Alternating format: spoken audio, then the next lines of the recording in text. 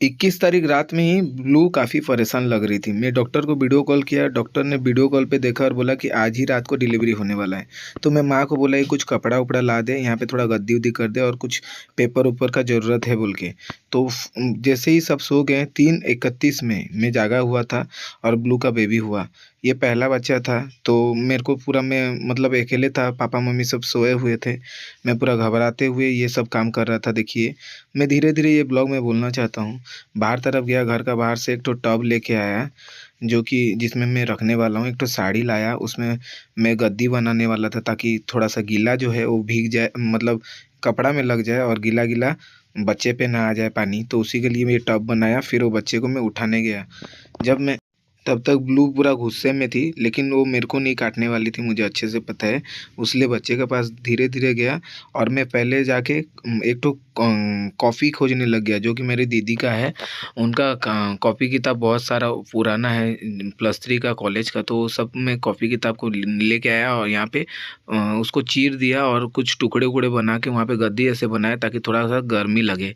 ये सब चीज़ मैं यूट्यूब में ही देखा हुआ था। मेरे को पहली बार ये सब चीज़ मैं कर रहा हूँ, तो मुझे जानकारी ज़्यादा कुछ नहीं है। बच्चे को उठाया और यहाँ पे रखा, तो ये बार-बार आके झाँक रही थी, उसको चाट रही थी। तो उसको मैं समझा रहा था कि उसको पेन लगातार हो रहा था। मैं जैसे भी करके बाहर गया, ये सुबह का 4:30 का आस-पास है। मैं बाहर आया हूँ, देखो अभी सुबह भी अच्छा से नहीं हुआ है।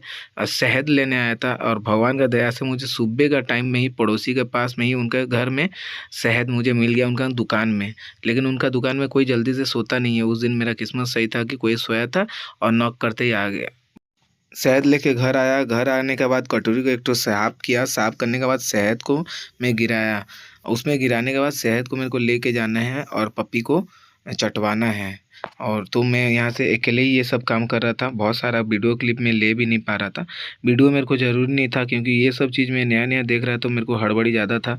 प्यारी घर तब तक आ गई सुबह का 5 बजे के आस-पास। मैं बोला कि तू मौसी बन चुकी है और डमरू भैया 5:15 साढ़े 5 का आस-पास आ गए हैं।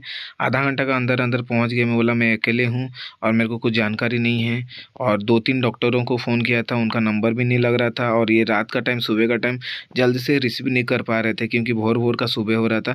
तो हम लोग पास का एक अंकल के पास गए, वो भी डॉक्टर है। मैं पहले भी इनका भी ब्लॉग अपलोड कर चुका हूँ, लेकिन यहाँ पे नॉक करने के बाद घर से कोई नहीं निकला।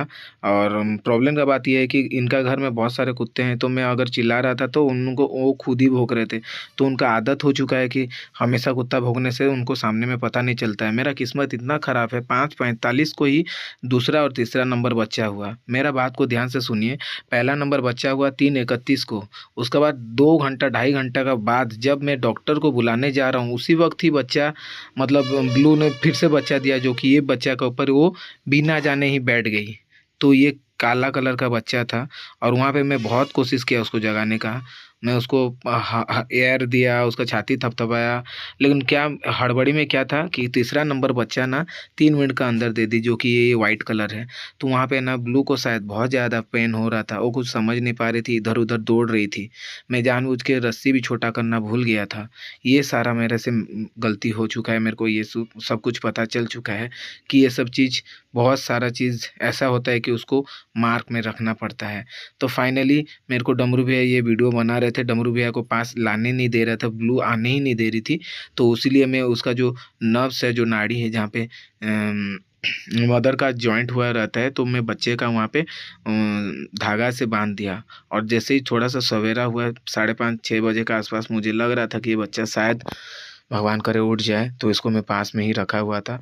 लेकिन इसका मुँह ही खोल पाया मैं, लेकिन वो जो राउंड शेप का मांस होता है, वो वहाँ से निकल ही नहीं पाया, क्योंकि ब्लू वहाँ से निकाल नहीं पाई और हम लोग 1 से 2 मिनट कम से कम देर हो चुके थे, क्योंकि मैं डॉक्टर को लेने गया था। यहाँ पे एक काला कलर का बच्चा मर चुका है और यहाँ पे 2 बेबी अभी तक हुए हैं।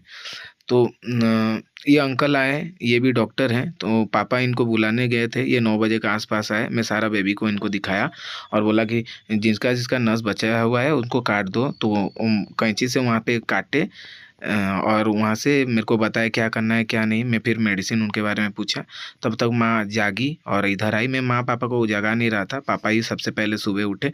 माँ सोई थी, ये 9 बजे के आसपास जैसे ही यहाँ पे माँ आई तो देखी कि एक बच्चा मर चुका है।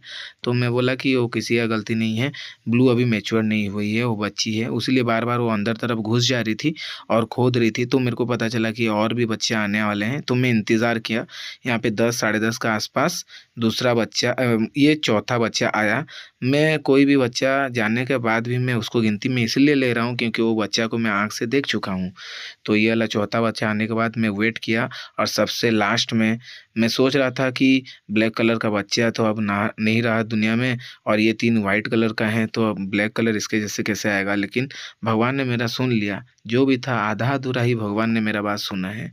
आपको तो मेरा स्टोरी से पता चलता होगा कि ये ब्लॉग बनाने में मेरे को 2 दिन देरी हो चुका है। मैं जानबूझ के इसका एडिटिंग और ब्लॉग नहीं अपलोड करना चाह रहा था, लेकिन बहुत जनों का कॉल मैसेज की वजह से मेरे को ब्लू का ब्लॉग अपलोड करना पड़ा और ब्लू का सेम कॉपी अभी आ चुकी है दुनिया में। और जो कि छुकी है नहीं छुका है ये लड़का था, और इसको मैं बास्केट में डाला और ब्लू बार-बार ना इसको बाहर लेके आ जा रही थी और पूरा ये कुछ समझ नहीं पा रही है कि वो अपना ताकत लगा रही है, ये बच्चे हैं।